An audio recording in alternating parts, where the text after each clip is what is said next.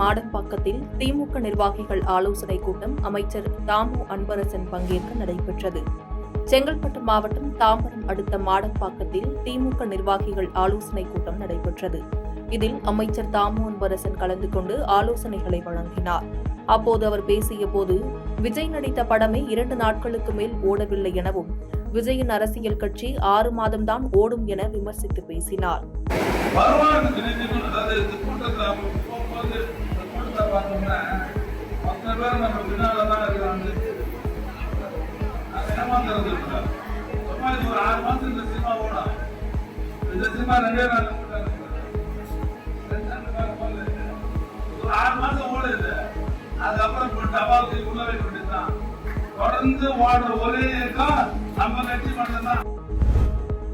மது ஒழிப்பு மாநாட்டிற்கு திருமாவளவன் முறையாக அழைத்தால் மேலிடத்தில் பேசி கலந்து கொள்வது குறித்து முடிவெடுப்போம் என விஜயபிரபாகரன் பேசியுள்ளார். ராமநாதபுரம் மாவட்டம் பரமக்குடியில் நடைபெறும் இமானுவேல் சேகரன் 67ஆம் ஆண்டு குருபூஜை விழாவில் தேசிய முற்போக்கு திராவிடர் கழகம் சார்பில் விஜயபிரபாகரன் கலந்து கொண்டு மலர் வளையம் வைத்து மரியாதை செலுத்தினார்.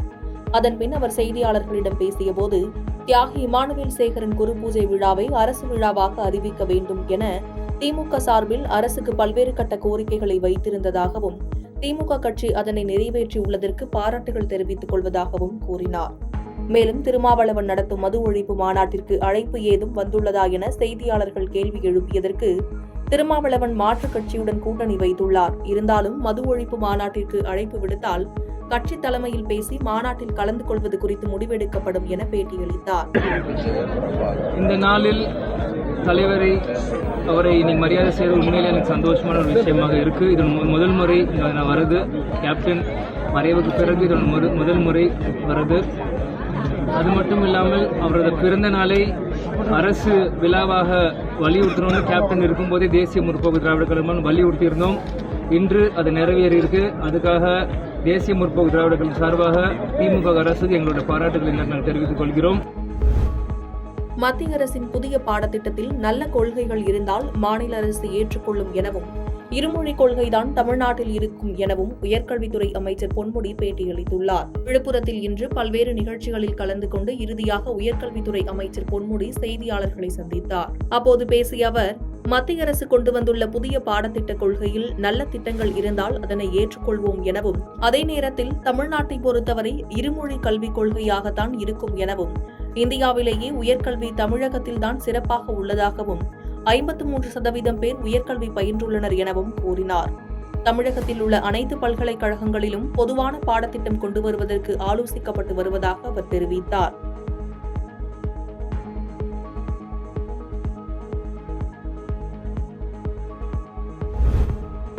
தூத்துக்குடி பாராளுமன்ற உறுப்பினரும் திமுக துணை பொதுச் செயலாளருமான கனிமொழி கருணாநிதி எம்பி இமானுவேல் சேகரனாரின் நினைவு தினத்தை ஒட்டி அவரின் சிலைக்கு மரியாதை செலுத்தினார்.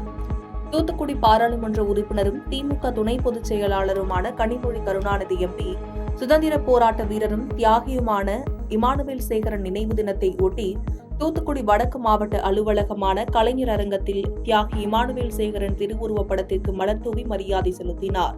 அவருடன் சமூக நலன் மற்றும் மகளிர் உரிமைத்துறை அமைச்சரும் தூத்துக்குடி வடக்கு மாவட்ட செயலாளருமான கீதா ஜீவன், மாநகராட்சி மேயர் ஜெகன் பெரியசாமி, துணை மேயர் ஜெனிதா செல்வராஜ் மற்றும் கழக நிர்வாகிகள் பலர் கலந்து கொண்டனர்.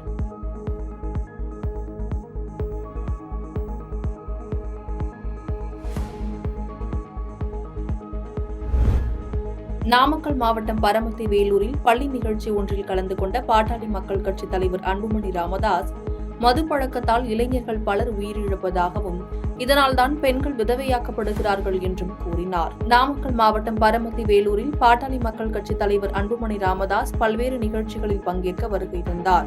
அப்போது அவருக்கு உற்சாக வரவேற்பு அளிக்கப்பட்டது. இதனையடுத்து கந்தசாமி கந்தர் பள்ளியில் நடைபெற்ற நிகழ்ச்சியில் பங்கேற்று பேசியபோது, தமிழகத்தில் அதிக அளவில் போதைப் பழக்கம் நடைமுறையில் உள்ளதாகவும், தற்போது 13 வயது நிரம்பிய மாணவர்கள் கூட மது அருந்துவதாகவும் கூறினார். மது பழக்கத்தால் வாழ்க்கையை இழந்து பலர் இறந்து விடுகின்றனர் எனவும், இந்த சூழ்நிலையில் விதவைகள் அதிகம் தமிழ்நாட்டில்தான் உருவாக்கப்படுவதாக கூறினார். இந்த நிகழ்ச்சியில் சட்டமன்ற உறுப்பினர் அருள், மாநில பாமக நிர்வாகிகள் பலர் உடன் இருந்தனர்.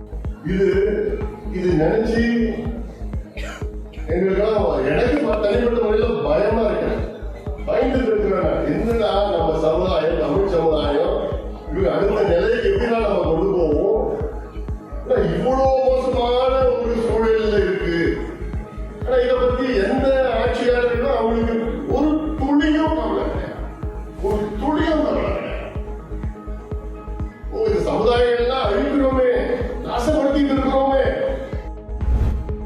சின்னசேலம் அருகே நடிகர் ஜீவாவின் கார் விபத்து ஏற்பட்டதில் அதிர்ஷ்டவசமாக ஜீவாவும் அவரது மனைவியும் உயிர் தப்பினர். சென்னையிலிருந்து சேலம் செல்வதற்காக நடிகர் ஜீவா மற்றும் அவரது மனைவி ஆகியோர் சொகுசு காரில் சென்றுள்ளனர். அப்போது கள்ளக்குறிச்சி மாவட்டம் சின்னசேலம் அருகே உள்ள அமைகரம் கிராமத்தின் அருகே வந்தபோது சாலையின் குறுக்கே நபர் ஒருவர் வந்ததாகவும் அவர் மீது மோதாமல் இருக்க நடிகர் ஜீவா காரை திருப்பிய போது சாலையின் நடுவே இருந்த தடுப்பு கட்டையில் மோதி காரானது தலைக்குப்பிர கவிழ்ந்தது. இந்த நிலையில் நடிகர் ஜீவா மற்றும் அவரது மனைவி சிறு காயங்களுடன் உயிர் தப்பியுள்ளனர். இந்த சம்பவம் குறித்து தகவல் அறிந்த சின்னசேலம் போலீசார் காரை மீட்டு விபத்து குறித்து வழக்கு பதிவு செய்து விசாரணை மேற்கொண்டு வருகின்றனர்.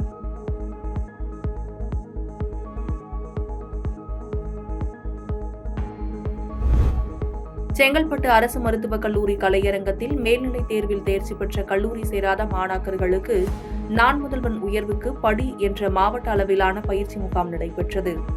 செங்கல்பட்டு அரசு மருத்துவக் கல்லூரி கலையரங்கத்தில் பள்ளிக் கல்வித்துறையின் சார்பில் 2022-23 மற்றும் 2023-24 கல்வியாண்டில் மேல்நிலைத் தேர்வில் தேர்ச்சி பெற்று கல்லூரி சேராத மாணவ மாணவியர்களுக்கான நான் முதல்வன் உயர்வுக்கு படி என்ற மாவட்ட அளவிலான பயிற்சிகளை மாவட்ட ஆட்சியர் அருண்ராஜ் துவக்கி வைத்தார். இதில் செங்கல்பட்டு மாவட்டத்தை சேர்ந்த மாணவ மாணவிகளுக்கு கல்லூரி மற்றும் தொழிற்கல்வி நிலையங்களில் மேற்படிப்பு படிப்பதற்கான சேர்க்கை ஆணையினை மாவட்ட ஆட்சியர் வழங்கினார்.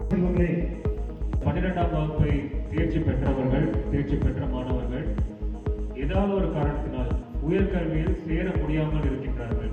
அதாவது எதுவாக இருக்கலாம், ரீசனாக இருக்கலாம், பொருளாதார ரீசன்களாக இருக்கலாம், அல்லது இந்த பெற்றோர்கள் போதிய சப்போர்ட் இல்லாமல் இருக்கலாம், ஃபேமிலியில் போதிய சப்போர்ட் இல்லாமல் இருக்கலாம். இதில் எங்களுக்கு போதிய வசதிகள் இல்லை, அதில் எங்களுக்கு ஏதாவது சப்போர்ட் கொடுக்க முடியுமா அப்படின்னு சொல்லிட்டு கேட்குறவங்க கேட்டகரி ஸ்டூடெண்ட்ஸ் இருக்கலாம். அல்லது சிலருக்கு அந்த ஹெல்த் இஷ்யூ இருக்கலாம். தேசிய நெடுஞ்சாலையில் மாடு குறுக்கே வந்ததால் இருசக்கர வாகனத்தில் சென்ற வாலிபர் தவறு விழுந்து உயிரிழந்த சம்பவம் சோகத்தை ஏற்படுத்தி வருகிறது. திருப்பூர் மாவட்டம் அவிநாசியை அடுத்த ஆட்டையம்பாளையம் பகுதியில் அன்னூரை சேர்ந்த குணசேகரன் என்பவர் பணி முடித்து தனது வீட்டிற்கு இருசக்கர வாகனத்தில் சென்று கொண்டிருந்தார். அப்போது எதிர்பாராத விதமாக சாலையின் குறுக்கே சென்ற மாடு மீது குணசேகரன் இருசக்கர வாகனம் மோதி விபத்துக்குள்ளானது. இதில் இருசக்கர வாகனத்திலிருந்து தவறி கீழே விழுந்த குணசேகரன் பலத்த காயமடைந்து உயிரிழந்தார். இந்நிலையில் விபத்து குறித்த சிசிடிவி காட்சிகள் வெளியாகி வைரலாகி வருகிறது. நெல்லை மாவட்டம் தாழையூத்து பகுதியில் செயல்பட்டு வரும் அரசு உதவி பெறும் பள்ளி ஒன்றில் ஆசிரியர்கள் வழக்கமாக மாணவர்களின் புத்தக பை உள்ளிட்டவைகளை சோதனை செய்யும் பணியை மேற்கொண்ட போது 10ஆம் வகுப்பு படிக்கும் மாணவர் ஒருவரின் பையில் அரிவாள் இருந்ததை கண்டு ஆசிரியர்கள் அதிர்ச்சியடைந்தனர். இதுகுறித்த தகவலின் அடிப்படையில் அங்கு சென்ற தாழையூத்து காவல் நிலைய போலீசார் இச்சம்பவம் தொடர்பாக 2 மாணவர்களிடம் விசாரணை மேற்கொண்டனர். அப்போது சக மாணவர்களுக்குள் இருந்த பிரச்சினை காரணமாக பள்ளிக்கு அரிவாள் எடுத்து வந்த 2 மாணவர்களை தாழையூத்து காவல்துறையினர் சிறார் நீதிமன்றத்தில் ஆஜர்படுத்திய நிலையில் சிறார் குழும நீதிபதி இருவரையும் கூர்நோக்கு இல்லத்தில் அடைக்க அறிவுரை வழங்கினார். 2026 சட்டமன்ற தேர்தலுக்கும் மது ஒழிப்பு மாநாட்டிற்கும் எந்த தொடர்பும் இல்லை என்றும் திமுக மதுவிலக்கு அமல்படுத்துவதை தீவிரமாக பரிசீலனை செய்ய வேண்டும் என்று விழுப்புரத்தில் இம்மானுவேல் சேகரன் நினைவு நாளை முன்னிட்டு அவரது உருவப்படத்திற்கு மலர் தூவி அஞ்சலி செலுத்திய பின்னர் செய்தியாளர்களை சந்தித்த விடுதலை சிறுத்தைகள் கட்சி தலைவர் திருமாவளவன் பேட்டி அளித்தார். மேலும் மதுக்கடைகளை அரசு நடத்துவது ஏற்புடையதல்ல என்றும் சாதி மதம் சார்ந்த கட்சிகளை போராட்டத்திற்கும் கூட்டணிக்கும் அழைக்க மாட்டோம் என்று திட்டவட்டமாக தெரிவித்தார். அவங்க கள்ளச்சாராயத்தை நிப்பாட்டுன்னு சொல்லல. அவங்க நாம எல்லாம் கள்ளச்சாராயத்தை பத்தி பேசுறோம். கள்ளச்சாராயம் குடிச்சதுனால தான் செத்தான், நல்ல சாராயம் குடிச்சா செத்துக்க மாட்டாங்கிற மாதிரியான டிபேட் தான் மற்றவங்க மத்தியில போயிட்டு இருக்கு, அரசியல் களத்தில் போயிட்டு இருக்கு. சாதாரண மக்கள் இந்த சாராய கடைகளை 3 நாளே நாங்கெல்லாம் நிம்மதியா இருக்கோம் அப்படின்னு தான் ஜனங்க சொல்றாங்க. கரூர் மாவட்டத்தில் உள்ள அரவக்குறிச்சி தொகுதியில் தமிழ்நாடு பள்ளிக்கல்வித்துறை அமைச்சர் அன்பில் மகேஷ் பொய்யாமொழி தனது 185வது ஆய்வு இன்று மேற்கொண்டார். சவுந்தராபுரம் கிராமத்தில் உள்ள ஊராட்சி ஒன்றிய தொடக்கப்பள்ளியில் ஆய்வு மேற்கொண்டு ஆசிரியர்களின் கோரிக்கைகளை கேட்டறிந்தார். தொடர்ந்து மாணவர்களின் கற்றல் மற்றும் ஆசிரியர்களின் கற்பித்தல் குறித்து கேட்டறிந்ததோடு மாணவர்களுக்கு உயிரினங்களின் பெயர்களை குறித்து வகுப்பு எடுத்தார். மேலும் மாணவர்கள் சேர்க்கை, வருகை பதிவேடு, சமையல் கூடம், காலை உணவு திட்டம், குடிநீர் வசதி உள்ளிட்ட அடிப்படை வசதிகள் குறித்தும் கேட்டறிந்தார். நாமக்கல் மாவட்டம் ராசிபுரம் அடுத்த சவுரிபாளையம் மாதா கோயில் கிழக்கு தெருவைச் சேர்ந்த சுண்டப்பா என்கிற ராஜு என்பவர் வீட்டின் அருகே விளையாடிக் கொண்டிருந்த 2 சிறுமிகளுக்கு பாலியல் தொந்தரவு செய்ததாக புகார் அளித்தது. சிறுமியின் தாய் செல்லம்மாள் கொடுத்த புகாரின் அடிப்படையில் சுண்டக்கா என்கிற ராஜுவை கைது செய்த ராசிபுரம் அனைத்து மகளிர் காவல் நிலைய போலீசார் குற்றவாளி மீது போக்சோ வழக்கு பதிவு செய்து நடவடிக்கை மேற்கொண்டு வருகின்றனர்.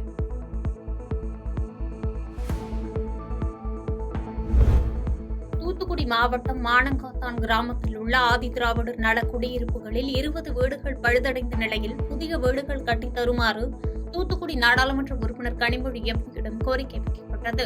அவர்களது கோரிக்கையை நிறைவேற்றும் விதமாக சமூக பொறுப்பு நிதியிலிருந்து ரூபாய் 80 லட்சம் மதிப்பீட்டில் பழுதடைந்த 20 வீடுகளை இடித்து முதற்கட்டமாக கடந்த ஆண்டு கட்டுமான பணிகள் முடிவுற்ற 9 வீடுகளை கனிமொழி எம்பி மற்றும் சமூக நலன் மற்றும் மகளிர் உரிமைத்துறை அமைச்சர் கீதா ஜீவன் கலந்து கொண்டு பயனாளிகளின் பயன்பாட்டிற்காக திறந்து வைத்து அவர்களிடம் ஒப்படைத்தனர். இந்நிலையில் 2ஆம் கட்டமாக 11 வீடுகள் கட்டப்பட்டு அதற்கான பணிகள் நிறைவேற்ற நிலையில் அதன் திறப்பு விழா இன்று நடைபெற்றது. இந்நிகழ்வில் கனிமொழி எம்பி, அமைச்சர் கீதா ஜீவன், மேயர் ஜெகன் பெரியசாமி உள்ளிட்டோர் கலந்து கொண்டு தொகுப்பு கான்கிரீட் வீடுகளை திறந்து வைத்து பயனாளிகளுக்கு வழங்கினர்.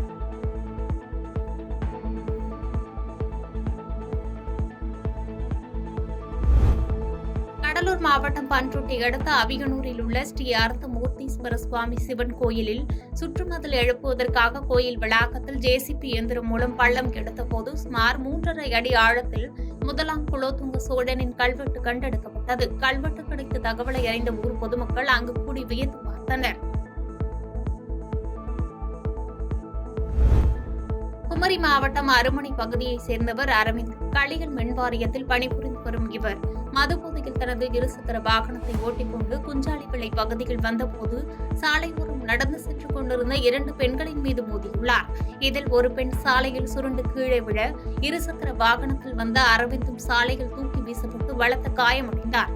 இருவரும் மருத்துவமனையில் சிகிச்சை பெற்று வரும் நிலையில் விபத்தின் சிசிடிவி காட்சிகள் வெளியாகி பரபரப்பை ஏற்படுத்தியுள்ளது.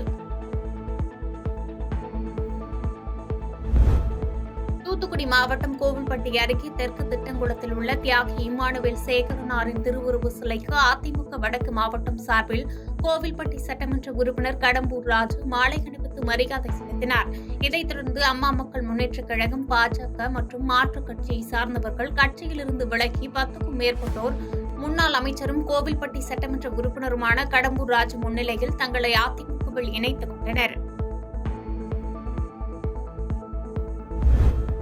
திருவண்ணாமலை மாவட்டம் கீழ்பெண்ணாத்தூர் அடுத்த வழுதலங்குணம் பால் உற்பத்தியாளர்கள் கூட்டுறவு சங்கத்தில் செயல்படும் தொகுப்பு பால் குளிர்விப்பு மையத்தை பால்வளத்துறை அமைச்சர் மனோ தங்கராஜ் ஆய்வு மேற்கொண்டார்.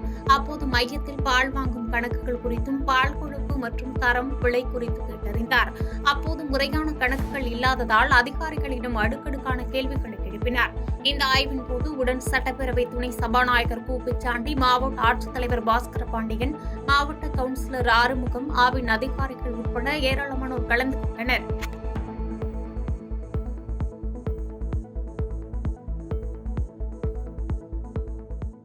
பாதகம் செய்பவரை கண்டால் நாம் பயங்கொள்ளலாகாது பாப்பா.